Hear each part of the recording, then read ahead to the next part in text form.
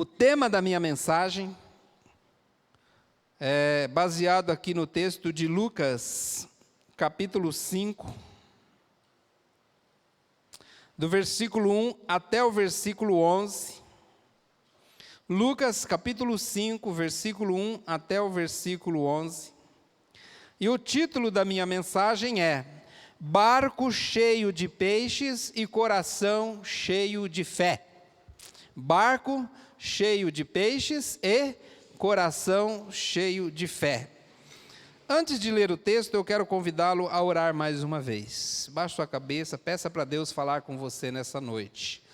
Senhor Deus, nosso Pai, nós estamos agora, ó Deus, prestes a ler a Tua palavra, o Evangelho de Jesus Cristo. E precisamos da bendita sabedoria do Espírito Santo para ir além da nossa compreensão humana e de uma forma sobrenatural compreender a verdade do Evangelho e ser tocado e modificado por ela. Peço que o Teu Espírito de graça nos ajude nessa noite e me ajude também a transmitir essa palavra, em nome de Jesus. Amém. Lucas capítulo 5, versículo 1 diz assim: Certo dia Jesus estava perto do lago Genezaré, e uma multidão o comprimia de todos os lados para ouvir a palavra de Deus. Viu à beira do lago 2 barcos deixados ali pelos pescadores, que estavam lavando as suas redes. Entrou num barco, o que pertencia a Simão, e pediu que o afastasse um pouco da praia. Então sentou-se no barco, sentou-se e do barco ensinava o povo. Tendo acabado de falar, disse a Simão: Vá para onde as águas são mais fundas. Vá para onde as águas são mais fundas. E a todos lancem as redes para a pesca. Simão respondeu: Mestre, esforçamo-nos a noite inteira e não pegamos nada. Mas porque és tu que estás dizendo isto, vou lançar as redes. E quando fizeram, pegaram tal quantidade de peixe que as redes começaram a rasgar-se. Então fizeram sinais a seus companheiros do outro barco para que viessem ajudá-lo. E eles vieram e encheram ambos os barcos a ponto de quase começarem a afundar. Quando Simão Pedro viu isso, prostrou-se aos pés de Jesus e disse: Afaste-se de mim, Senhor, porque sou um homem pecador. Pois ele e todos seus companheiros estavam perplexos com a pesca que haviam feito, como também Tiago e João, os filhos de Zebedeu, sócios de Simão. Então Jesus disse a Simão: Não tenha medo, de agora em diante você será pescador de homens. Então arrastaram seus barcos para a praia, deixaram tudo e o seguiram. O que eles fizeram? Deixaram tudo e o seguiram. Irmãos, se eu fosse colocar aqui uma mensagem central para este sermão, eu colocaria a seguinte: é impossível descobrir quem Jesus é de verdade e ficar indiferente a isso. É impossível descobrir quem Jesus é de verdade e ficar indiferente a isso. O termo Messias vem do hebraico, significa o ungido de Deus. O equivalente a Messias no grego é Cristo, que tem exatamente o mesmo significado, ungido de Deus. Os judeus aguardavam um Messias, um Cristo, que era aquele homem que Deus enviaria para salvar a humanidade. Quando Jesus Cristo apareceu na terra, e João Batista disse: esse é o Messias, esse é o Cordeiro de Deus que tira o pecado do mundo, muitos judeus não creram e começaram a duvidar, e alguns até queriam matá-lo, e por fim depois o crucificaram.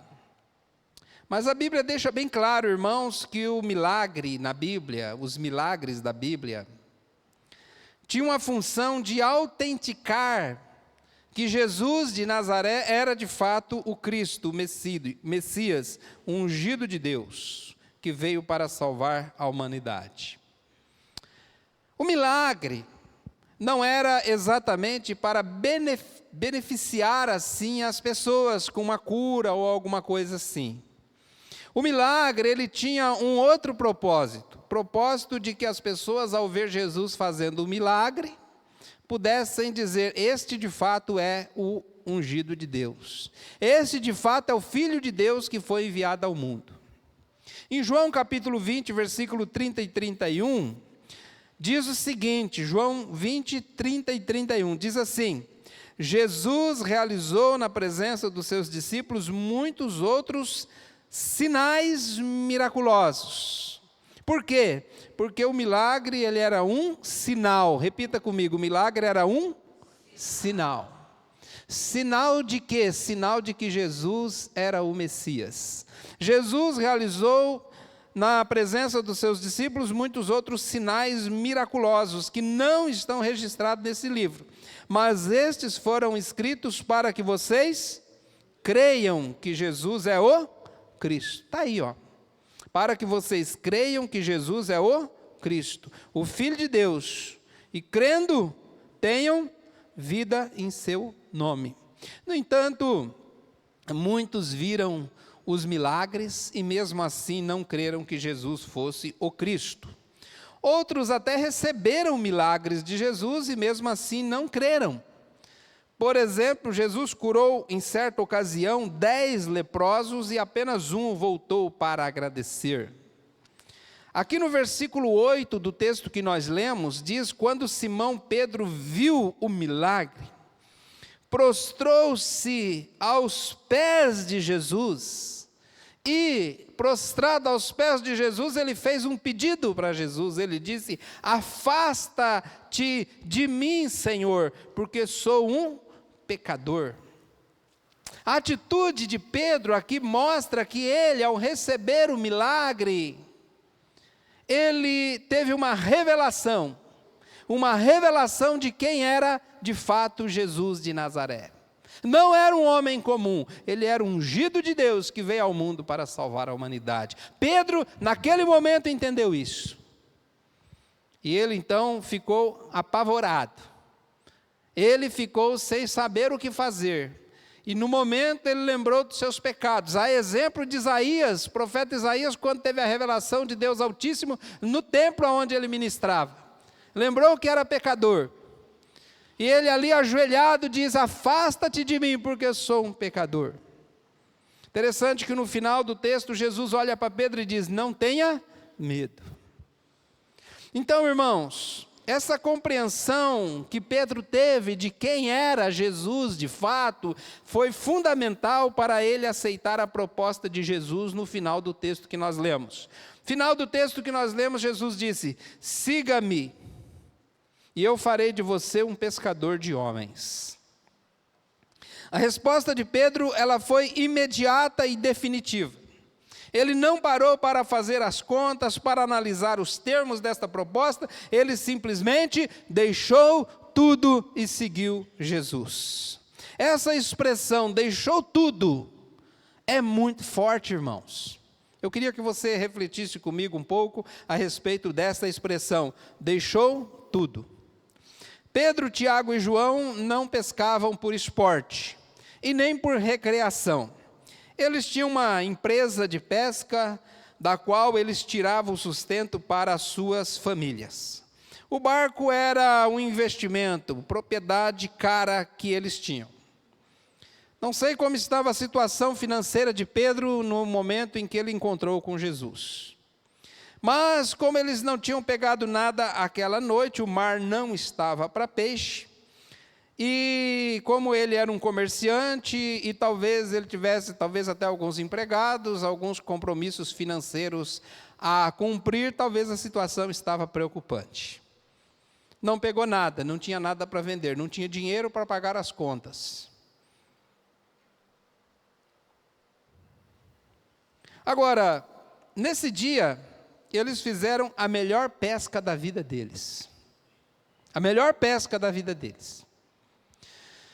Eles pegaram tantos peixes que encheu os 2 barcos, ao ponto dos barcos começarem a afundar. Nunca houve outra pesca igual essa no mar da Galileia, o lago Genezaré. Essa foi a maior pesca que teve no lago. Provavelmente foi a maior pesca que esse lago já viu. Pense bem comigo. 2 barcos estão cheios de peixes que estavam quase afundando. O que passou pela cabeça de Pedro? Agora sim a empresa vai começar a andar. A partir de hoje nós vamos tirar o pé do brejo. Pagar as contas. Quitar o barco. Vamos quitar o barco. Vamos acertar os fiados.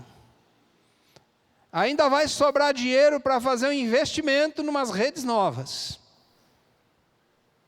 E ainda vai sobrar um dinheirinho para a gente poder ficar tranquilo mais um tempo. Essa pesca salvou a nossa empresa. Mas, irmãos, a partir desse encontro com Jesus, talvez o negócio de Pedro pudesse realmente começar a prosperar, começar a melhorar. Afinal de contas, todo mundo que tem um comércio, é isso que ele deseja. Um dia tão bom, mas um dia tão bom, que possa abençoar ele naquele mês, para ele quitar as contas, pagar as dívidas, pagar o aluguel, pagar o fornecedor, pagar quem quer que seja, os funcionários, e ele poder ficar tranquilo. Esse era o dia de Pedro tirar o pé do brejo. Mas não. Pedro, naquele momento, irmãos, ele não só recebeu um milagre, presta atenção, ele não só recebeu um milagre, ele teve uma revelação de quem Jesus era.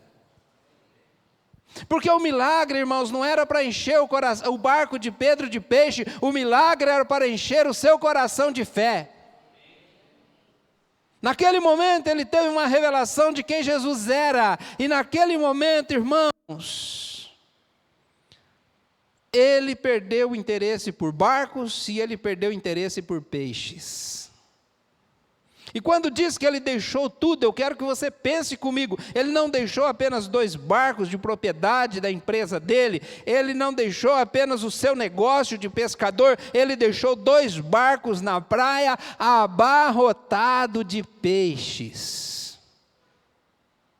Eu não sei o que fizeram com os peixes. Provavelmente, sei lá, talvez a família vendeu, ou doou para alguma instituição, ou o povo foi lá e pegou. Para alguém que vive da pesca, isso é muito forte, isso nos leva a uma profunda reflexão, irmãos.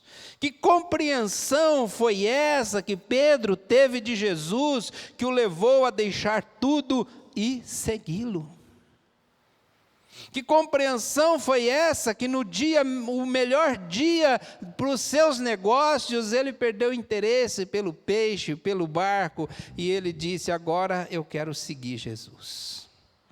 Em Mateus 16, versículo 13 até o 26, nós temos uma outra passagem posterior de Pedro. Mateus 16, 13, palavras de Jesus. Chegando Jesus à região de Cesareia de Filipe, perguntou aos seus discípulos: quem os homens dizem que é o Filho do Homem? Quem os homens dizem que o Filho do Homem é? Eles responderam, alguns dizem que é João Batista, outros Elias, e ainda outros Jeremias ou um dos profetas. E vocês, ou apontando para os discípulos, e vocês, perguntou ele, quem vocês dizem que eu sou? Simão, Pedro respondeu, tu és o Cristo, o Filho do Deus vivo. Respondeu Jesus, feliz é você, Simão, filho de Jonas, ex-pescador, porque isso não foi revelado por carne ou sangue, mas por meu Pai que está no céu. E eu lhes digo que você é Pedro, e sobre esta pedra que era o Cristo, edificarei a minha igreja, e as portas do inferno não poderão vencê-la. Eu lhes darei as chaves do reino dos céus, e o que você ligar na terra terá sido ligado nos céus, e o que você desligar na terra terá sido desligado nos céus. Pedro teve a revelação de que ele era o Cristo, e quando Jesus falou, e vocês, o que vocês pensam a meu respeito? O que dizem vocês que eu sou? Pedro deu um passo para frente e encheu o peito de ar, e com toda a convicção do seu espírito, ele diz, tu és o Cristo, o Filho do Deus vivo. Por isso ele deixou um barco cheio, 2 barcos cheios de peixes, abandonou aqueles barcos e seguiu Jesus. Em João 6, 66, 69, tem uma outra passagem de Pedro. João 6, 66, 69, diz assim, daquela hora em diante, só para contextualizar aqui para os irmãos entenderem, Jesus estava pregando um sermão difícil de ouvir, e muitos dos seguidores de Jesus, que não tinham uma revelação de quem ele era, para eles era talvez um milagreiro, ou talvez um mestre sábio, ou alguém interessante, um influencer, né, um influencer qualquer, e eles não tinham a revelação de que ele era o Cristo, o Filho do Deus vivo, então quando viu que a igreja começou a esvaziar, o povo começou a ir embora, daquela hora em diante, muitos dos seus discípulos voltaram atrás e deixaram de segui-lo. Jesus perguntou aos 12, vocês também não querem ir? Essa é a hora.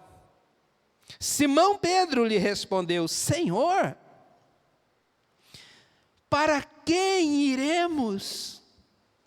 Tu tens as palavras da vida eterna.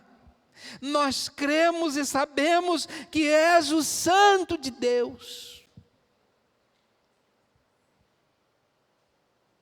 Então, irmãos, é impossível alguém ter a revelação de quem Jesus é e ficar indiferente a isso.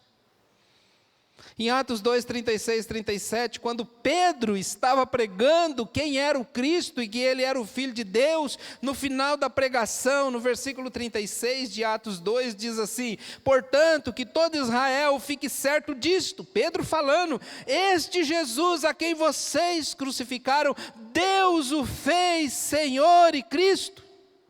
Quando ouviram isso, seus corações ficaram aflitos, e eles perguntaram a Pedro e aos outros apóstolos, irmãos, que faremos? Agora Pedro estava dando a oportunidade para 3.000 judeus terem também a revelação de quem era o Cristo. Assim como Pedro ficou aflito quando ele percebeu que aquele homem que estava ali era o Cristo, o Filho de Deus, e ele diz, afasta-te de mim. Esses 3.000 ficaram aflitos e falaram, e agora o que a gente faz? O apóstolo Paulo também teve no caminho de Damasco uma revelação de quem Jesus era. Para o apóstolo Paulo, Jesus era um embuste, Jesus era um falso profeta. Para o apóstolo Paulo, Jesus era apenas um influenciador que estava arrebanhando um bando de fanáticos. Mas no caminho de Damasco, Jesus apareceu para ele e falou, Saulo, por que você me persegue? Saulo caiu pelo chão e Saulo reconheceu que ali diante dele estava o Cristo. E a vida de Paulo mudou. Passou de ser um perseguidor da igreja para ser um escravo de Jesus. E ele começava as suas cartas dizendo, eu, Paulo, escravo de Cristo. Agora eu quero perguntar, e para você que está aqui essa noite, para você que está me ouvindo, quem Jesus é para você? Qual é a revelação que você já teve de Jesus? O que essa revelação mudou em sua vida? Seria uma revelação tão forte que você estaria disposto a deixar tudo para segui-lo? Uma revelação tão poderosa na tua vida que você estaria disposto a dizer de agora em diante, eu sou um escravo de Jesus, quero passar o resto da minha vida fazendo a sua vontade. Quem é Jesus para você? Depois dessa experiência em que Pedro, ao vivenciar um milagre, teve também uma revelação de quem Jesus era, ele perdeu interesse por peixes, passou a se interessar por pessoas. Esse milagre não apenas encheu o barco de Pedro de peixes, mas encheu principalmente o seu coração de fé no Cristo. Como é que nós também poderíamos ter uma revelação de fato de quem é Jesus? Quero dar aqui 4 aplicações práticas disso que eu estou falando para vocês. Em primeiro lugar, quando você tiver uma oportunidade, ofereça o seu barco para Cristo. Lembra?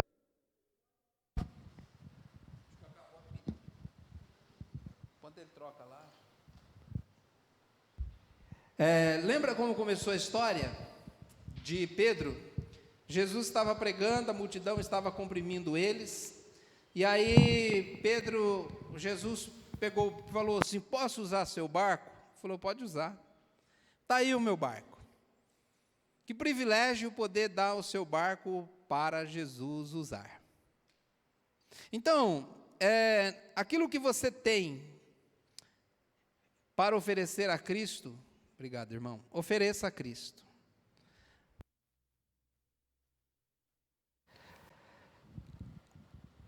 Sempre será uma bênção oferecer o que você tem para Cristo, sempre será abençoador. Lembra daquele menininho, que eu digo que era um mineirinho, porque só mineiro leva um lanchinho, todo lugar que vai, uma matula, né? Como fala lá em Minas, uma matula.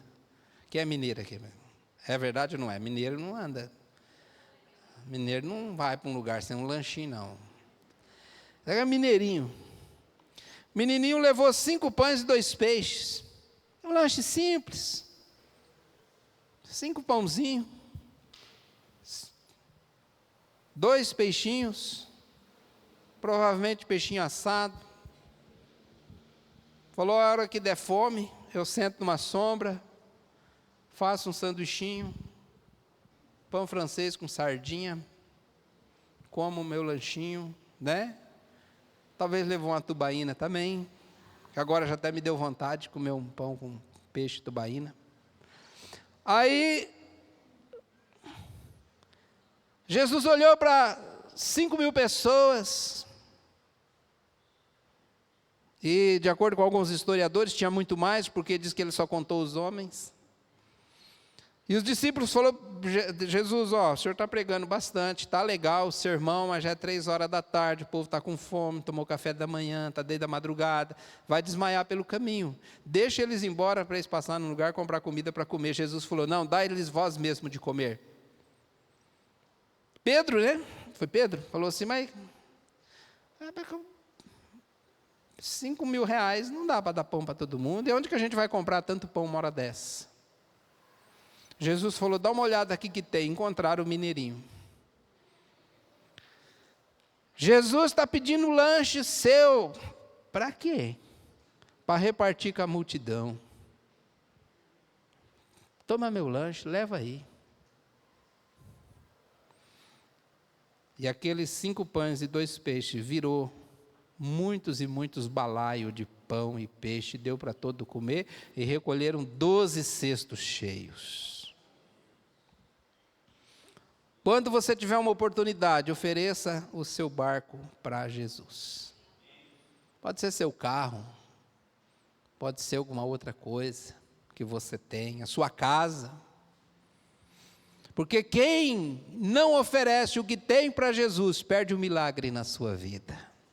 Segundo, para conhecer de verdade quem é Jesus, é preciso ir às águas mais profundas. Jesus falou depois para Pedro, acabou de pregar, Pedro falou: bom, acabou aí, mas pega o barco, vamos para as águas profundas. Irmãos, enquanto nós estamos no raso, você que já foi nadar no rio, quem já nadou no rio?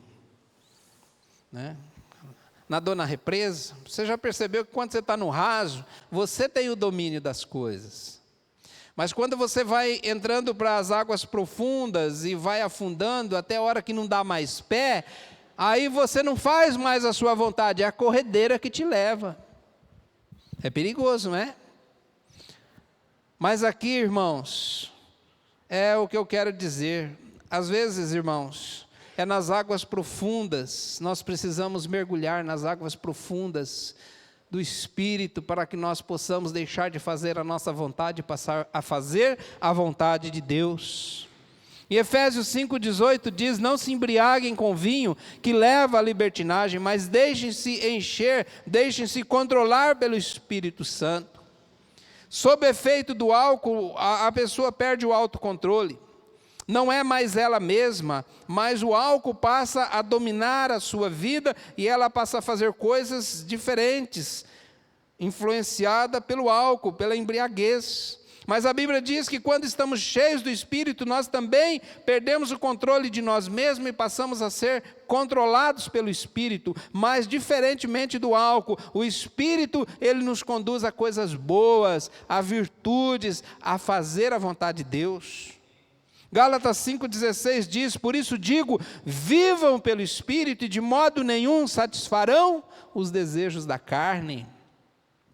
Gálatas 5,22 diz: mas o fruto do Espírito é amor, alegria, paz, paciência, amabilidade, bondade, fidelidade, mansidão e domínio próprio, irmãos.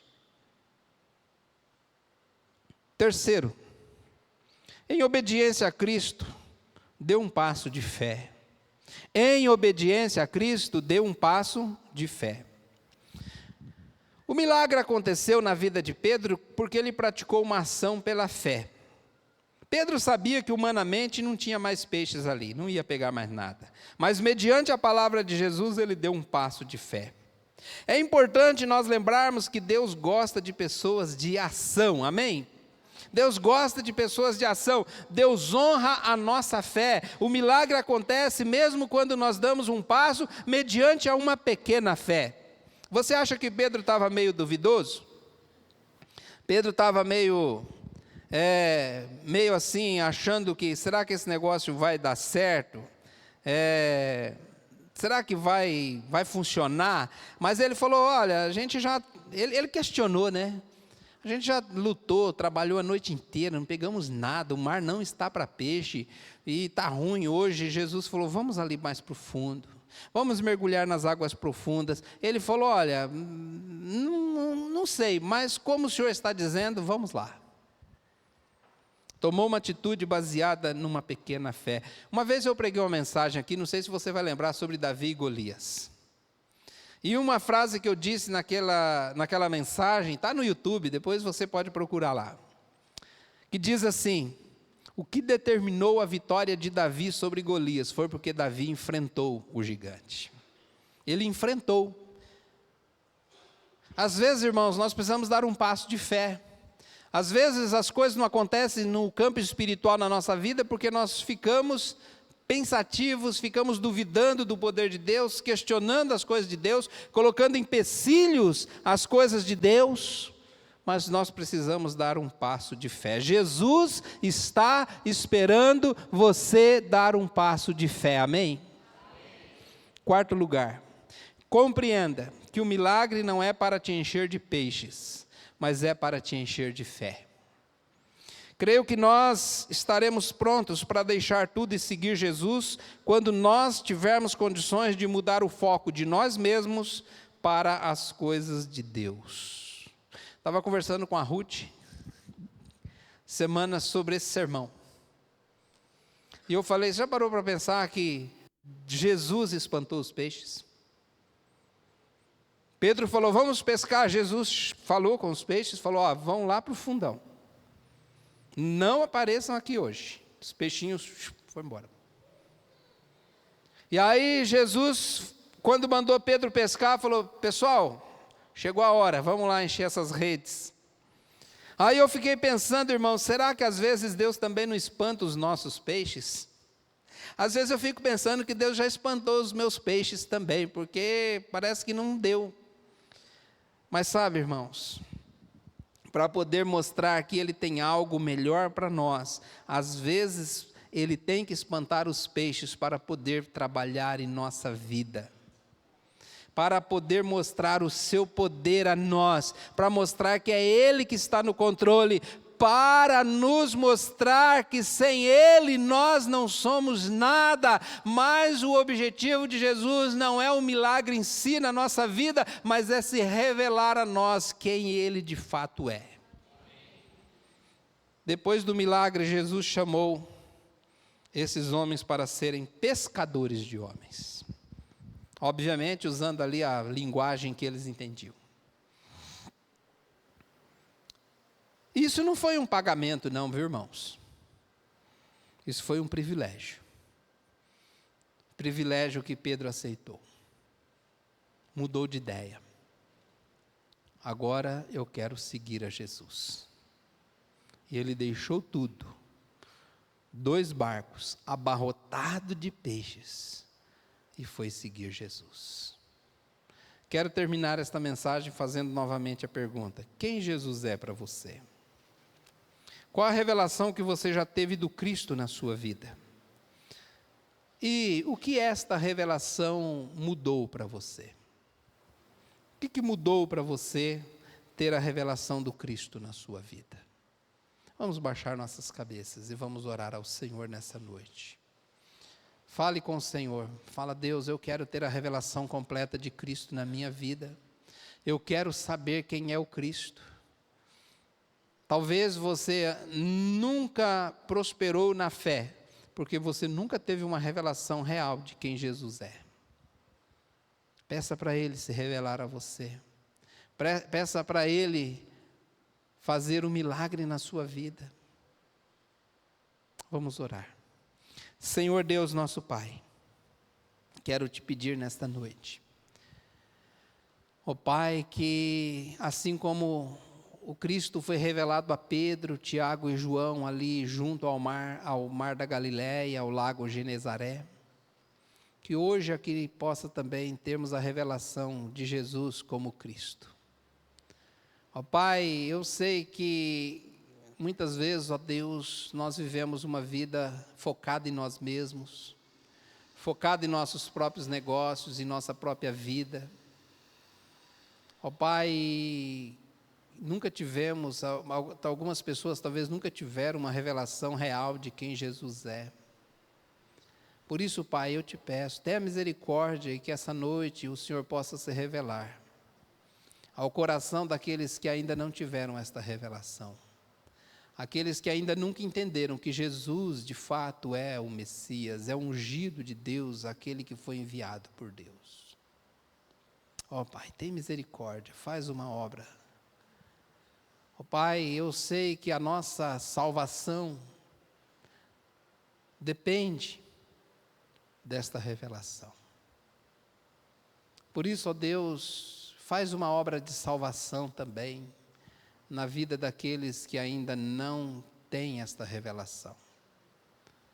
Eu te peço, Pai, em nome de Jesus. Em nome de Jesus. Amém. Amém. Amém. Glória a Deus.